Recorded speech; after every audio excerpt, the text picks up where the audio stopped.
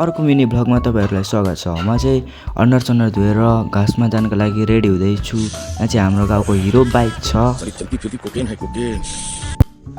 म चाहिँ घाँसमा जानको लागि रेडी भइसकेँ एकदम। अब घाम पनि यहाँ माथि निक्लिरहेछ, तपाईहरुले देख्न सक्नुहुन्छ।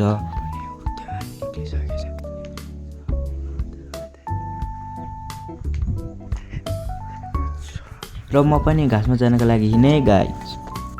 आज त बिहानै गर्मी पनि भइदिरहेको। हामी चाहिँ घाँसमा काट्ने ठाउँमा आइसकिसक्यौँ। अनि यो चाहिँ हाम्रो रागा हो। यसलाई मेरो हात्ती पनि भन्ने गर्छु। राम्रो छ हात्तीहरू। र मम्मी चाहिँ हाम्रो हतियार उदाउँदै गर्नुहुँदैछ। मैले चाहिँ हतियार उदाएको पनि खिचेँ। यहाँ चाहिँ मैले थोरै घाँस काट्दै गरेको क्लिपहरू पनि राखिदिएको छु। हेर्नुहोस् है त।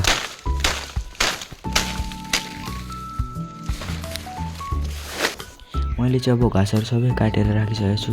अब यसलाई चाहिँ मजाले कस्नु पर्ने हुन्छ।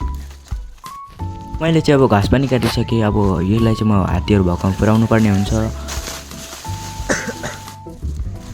हात्तीहरू भएकोमा पुगेर म ड्याङड्याङ घाँस पछार्छु र हात्तीहरूलाई घाँस पुर्याइदिएर म घरतिर लाग्छु। र बिहानको काम सकिएसँगै मेरो भ्लग पनि खत्तम। And by guys.